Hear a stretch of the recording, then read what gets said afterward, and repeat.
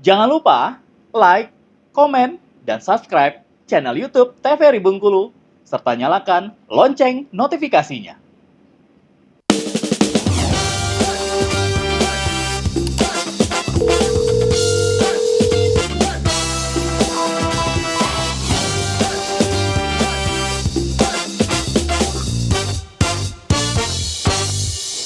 Sahabat sehat, terima kasih Anda masih bersama kami dalam Dokter Kito. Bersama Kita Sehat dengan tema kita kali ini membahas mengenai kanker tiroid.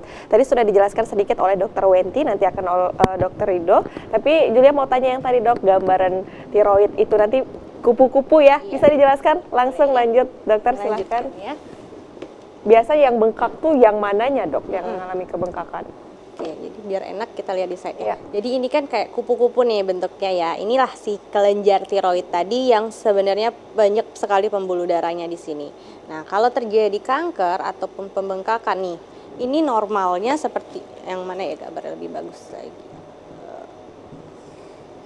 Nah ini ya lebih enak ya. Jadi normalnya itu seperti ini nih bentuknya ya, bagus sekali. Nah ketika dia terjadi kanker biasanya ada nodul atau ada bulatan di luarnya gitu kan, ada benjolan. Nah apakah benjolannya hanya bisa satu ini? Banyak, ini yang banyak nih. Ini yang biasanya kita bilang penyakit gondok atau struma atau hipotiroid, biasanya seperti itu. Ini banyak benjolan-benjolannya. Tapi kalau kanker biasanya dia benjolannya hanya satu, tapi dia keras. Balik lagi awal tadi. Jadi apa itu kanker tiroid? Jadi terjadinya pertumbuhan sel-sel kanker pada kelenjar tiroid. Jadi muncullah sel-sel ganas yang menyerang si kelenjar tiroid tadi ya. Kelenjar tiroid atau kelenjar gondok, makanya sering dibilang gondokan gitu kan. Sering bengkak itu gondokan. Nah, kalau gondongan atau yang di sini, yang di leher, nah itu bukan di sini. Kalau gondok itu di tengahnya tadi ya, tiroidnya tadi di tengah. Kalau kita suruh nelan misalnya kan, ini akan kelihatan di situ kelenjar tiroidnya. Kalau gondongan dia di leher ya, bisa di kanan bisa di kiri. Dan itu penyebabnya adalah virus. Ya. Oh jadi bisa dikatakan untuk gondongan itu tidak berbahaya lah ya. Untuk yang gondok ini yang berbahaya. Yang terserangnya juga beda. Kalau tiroid ya memang kelenjar tiroidnya. Kalau gondongan itu enggak. Dia hanya kelenjar getah bening biasanya di sekitarannya saja. Ya. Kemudian bentuknya seperti kupu-kupu. Fungsinya apa? Jadi fungsi si kelenjar tiroid ini adalah mengatur metabolisme dan sensitivitas tubuh terhadap hormon lain. Atau katakanlah dia yang sering mengatur hormon di tubuh. Ya. Jadi kadang terjadi pembengkakan di kelenjar tiroid itu bisa banyak faktornya ya. Bisa genetik, bisa kurangnya asupan seperti garam iodium ya kalau yang kita kenal. Kemudian bisa juga faktor hormonal atau faktor imun tadi ya. Oke, nah jadi apakah kanker tiroid itu sering ditemukan? Ya, pada tahun 2020 WHO menemukan sekitar 586.202 kasus baru ya. Nah, dan wanita 3 kali lebih sering dibandingkan laki-laki. Ini terkait dengan faktor hormonal tadi ya. Kemudian angka kejadiannya semakin meningkat karena kecenderungan usia semakin muda. Jadi biasanya dulu kelenjar tiroid itu orang tua nih biasanya yang kena kankernya orang tua. Kenapa? Karena sudah degenerasi tubuh, kan banyak sel-sel baru nih yang terbentuk. Nah, sel-sel baru itu terjadi keganasan dari sana. Jadi terjadi perubahan DNA yang menyebabkan terjadi perbentukan sel-sel yang ganas. Tapi semakin sekarang semakin muda malah usianya. Makanya puncaknya tadi 20 sampai 30 tahun itu adalah masa puncaknya. Jadi deteksi dini dan penanganan dini sangat diharapkan untuk meningkatkan angka harapan hidup penderita ya.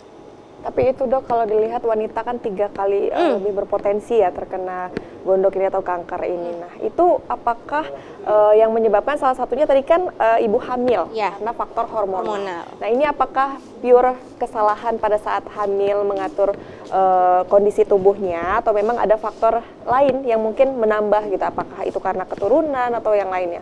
Ya, jadi sebenarnya kalau kanker itu kita nggak, apalagi kalau kanker tiroid ini penyebab pastinya atau penyebab tunggalnya sampai saat ini belum ditemukan. Jadi masih berupa kumpulan dari faktor-faktor lainnya. Nah, faktor-faktor lainnya itu tadi bisa mutasi DNA, bisa memang adanya tumor karena penyakit tumor sebelumnya atau penyakit tiroid sebelumnya, atau karena gaya hidupnya juga nih. Bisa faktor genetik ya, jenis kelamin, kemudian riwayat paparan radiasi ya. Jadi macam-macam nih radiasi ya, bisa mungkin dari handphone atau dari alat-alat elektronik ya, paparan zat karsinogen. Nah, ini banyak ya karsinogen itu, yang paling simpel aja rokok ya. Rokok, asap-asapan, kemudian makanan-makanan yang berpengawet, ya junk food. Nah, itu banyak sekali jenis-jenis zat karsinogeniknya. Itu kalau kita ulik-uliknya ya. Ya, nah sebelum itu kita harus tahu dulu sebenarnya. Jadi apakah semua benjolan itu dikatakan ganas atau tidak? Jadi nanti ada benjolan tiba-tiba kok kayak ada benjolan ya di lehernya. Jangan-jangan ini kanker. Nah, jadi untuk menentukan ganas atau tidaknya atau kanker atau tidaknya akan melalui banyak proses nantinya ya. Pemeriksaan misalnya diambil cairannya atau di CT scan atau di USG. Nanti akan dijelaskan sama Dr. Rido mungkin. Kalau kita lihat sekilas, jadi harus dibedakan dulu nih. Tidak semua benjolan itu, kalau bahasa medisnya benjolan adalah tumor. Jadi tidak semua tumor itu ganas. Jadi bisa juga namanya jinak. Jadi kalau yang jinak itu biasanya dia berkapsul, tidak nyeri. Kemudian kalau kita lihat dari gambar ya. Ini yang jinak, sedangkan ini yang ganas atau kanker.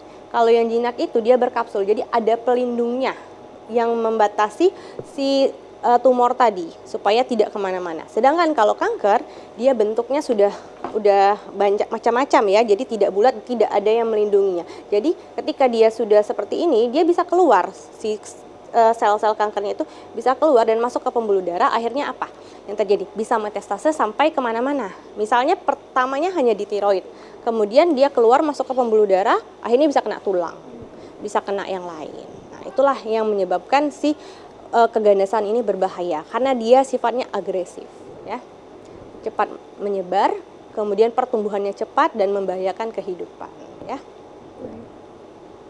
Oke, jadi perbedaannya batasnya ya, kalau yang ganas biasanya tidak tegas tadi ya, irregular, jadi bentuknya tidak ada tamengnya lagi ya, jadi dia bisa kemana-mana perginya, bisa menyebar masuk pembuluh darah, akhirnya kena ke yang lain-lain ya.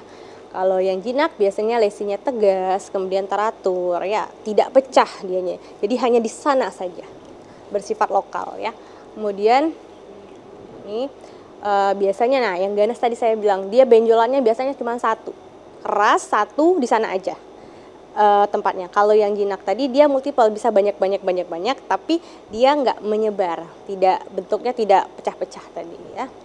Kemudian penampakan lesinya solid, keras dia. Kalau yang jinak biasanya lebih bercampur ya, lebih lunak. Kemudian ini sekedar nice to know aja sih sebenarnya. Ya.